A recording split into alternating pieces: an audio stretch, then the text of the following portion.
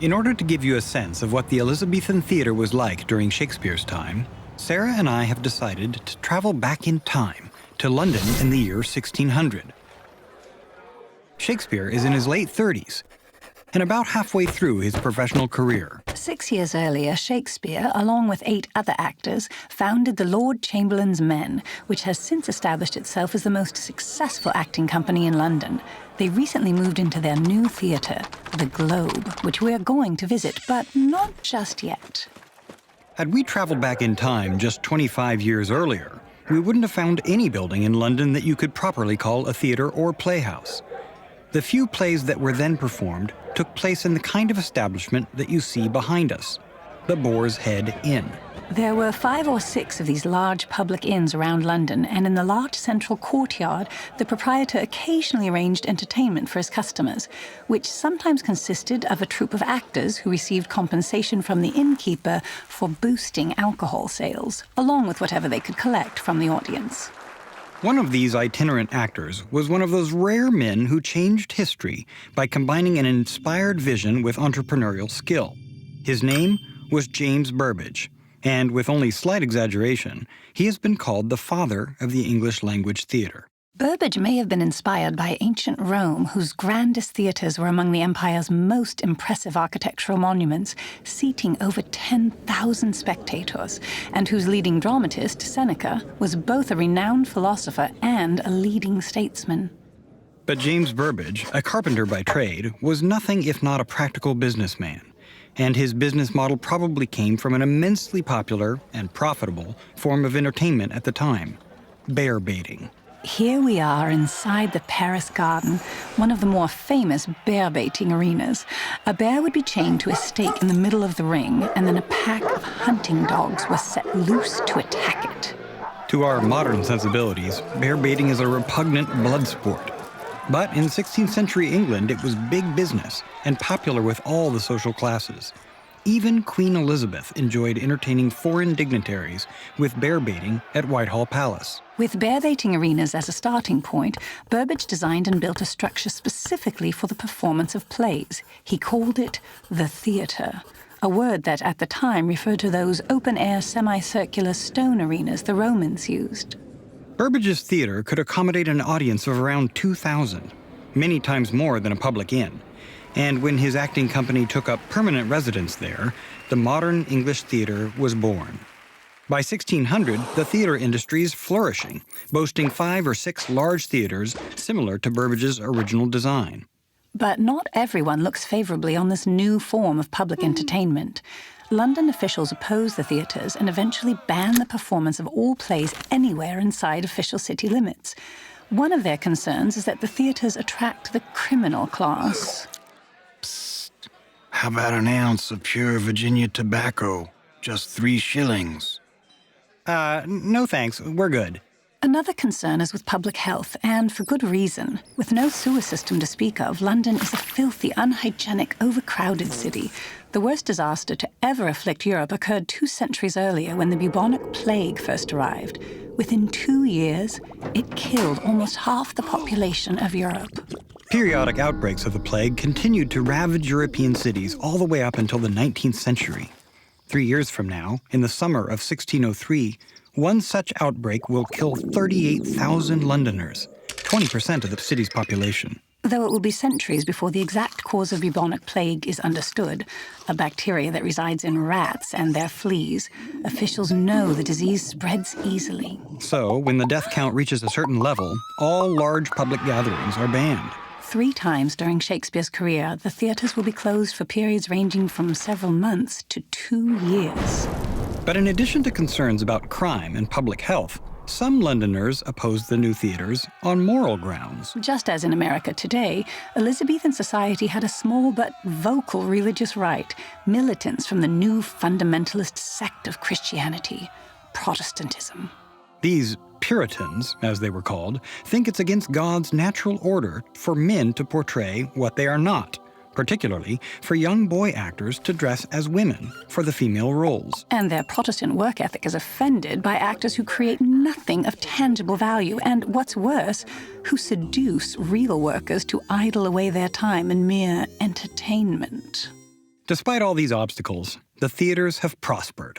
Let's step inside the Globe and see what one is like. To prevent the doorkeepers from pocketing some of the receipts, the spectators drop their penny admission fee through this slot.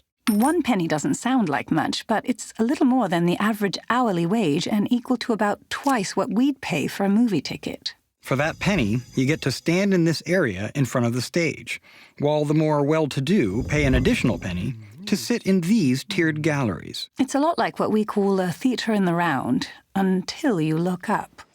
Since it's not practical to artificially illuminate this large a space, it's necessary to leave most of the roof open and schedule performances during daylight. And since this is London, that makes for a lot of damp performances. As we mentioned, the Globe is the permanent home of the acting company, the Lord Chamberlain's Men. Unlike the modern theatre, where actors are hired for a particular play, an actor in the Elizabethan Theatre tried to become a shareholding member of a permanent acting company, where he likely would stay for his entire career. These sharers, as they're called, are equal business partners in the enterprise. After giving a fixed percentage of the box office to the theater owners, and the fixed expenses are paid, the sharers split any remaining profits among themselves. Acting companies with poor attendance have meager or non-existent profits. But if the acting company is popular, then both the theatre owner and sharers do quite well.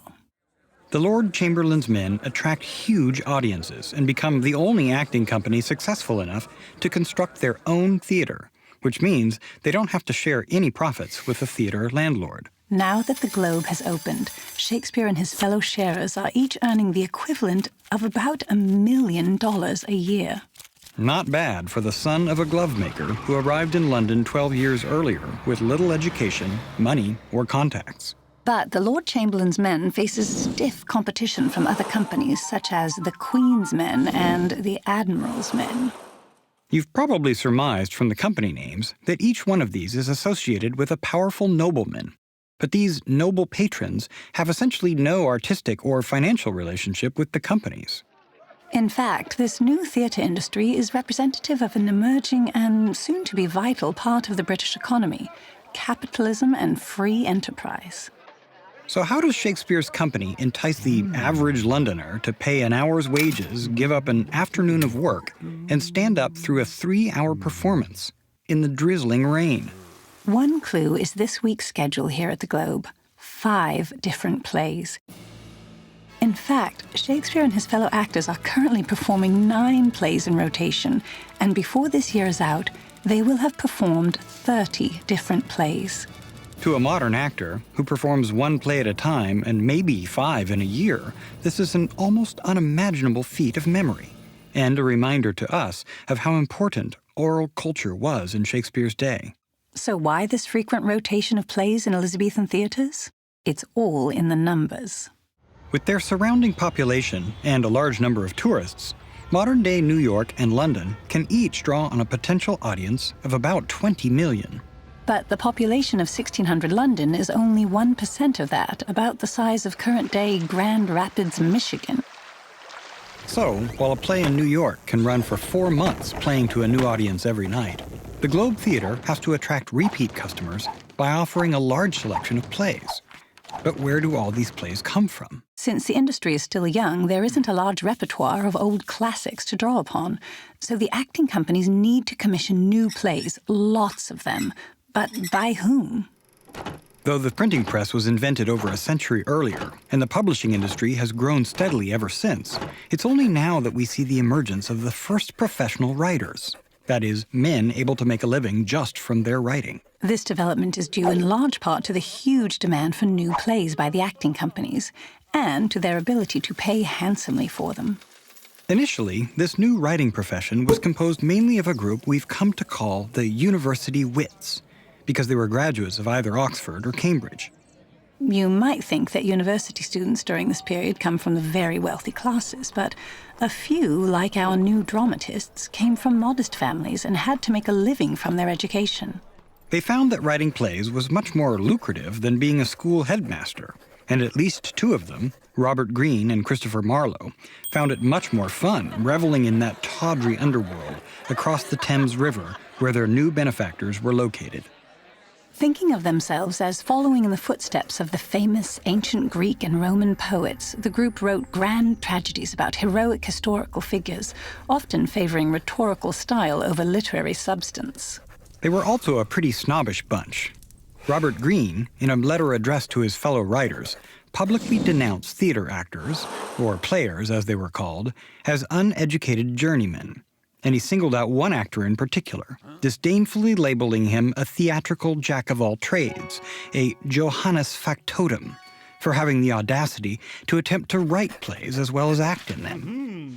For there is an upstart crow, beautified with our feathers, that with his tiger's heart wrapped in a player's hide, supposes he is as well able to bombast out a blank verse as the best of you, and being an absolute Johannes Factotum, is, in his own conceit, the only shake scene in a country.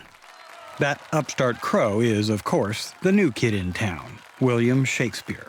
But the demand for new plays is much too large to be limited by class prejudice or academic credentials, so by this time, London has an eclectic group of professional playwrights cranking out 40 plays a year for sale to the acting companies. With pressing deadlines and so much money to be made, it's not surprising that some writers resorted to an assembly line production process. Like a writing team for television shows, they start with a formulaic plot and then divide up the scenes for quick writing. As you might guess, the results are often less than memorable. While on the other end of the quality spectrum, you have, well, Shakespeare. The Lord Chamberlain's men were lucky enough to count on their talented in-house playwright for 2 excellent plays each year. So almost overnight, the theatre has established itself as a dominant part of English culture. But is it, as the university wits have proclaimed, a renaissance of the highest form of literary expression? Or is it, as the Puritans protest, something akin to bear baiting, just idle and immoral entertainment for the emerging middle class? One thing's for sure, the Elizabethan Theatre changed the way its audience saw themselves and the world around them. Comedies pointed out the silliness and vanities in their society. The histories instructed them on their country's past and helped create for the first time a sense of English national identity. And the tragedies caused them to reflect on the internal struggles and external dilemmas they faced in an increasingly uncertain and complex world. On an even deeper level, one could argue that this rebirth of theater reflected a change in our very sense of self. Society was becoming more and more a place where we put on roles, where, like an actor, we have to step into new and evolving identities. Unlike the Middle Ages, where everyone had a fixed place in society, the early modern society of Shakespeare's time was starting to allow movement among roles and, as a result, the experience of a gap between our deepest sense of self and how we might appear to those around us. Shakespeare's character Hamlet has this exact kind of problem. Is he simply a prince who must avenge his father's death, like all princes should? Or is he his own person, free to choose how he will be in the world? As Shakespeare himself puts it in his play As You Like It, all the world's a stage, and all men and women merely players.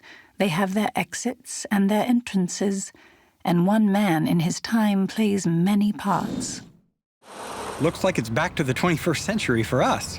Let's ask our audience what they think. Is the world a stage? What parts will you play?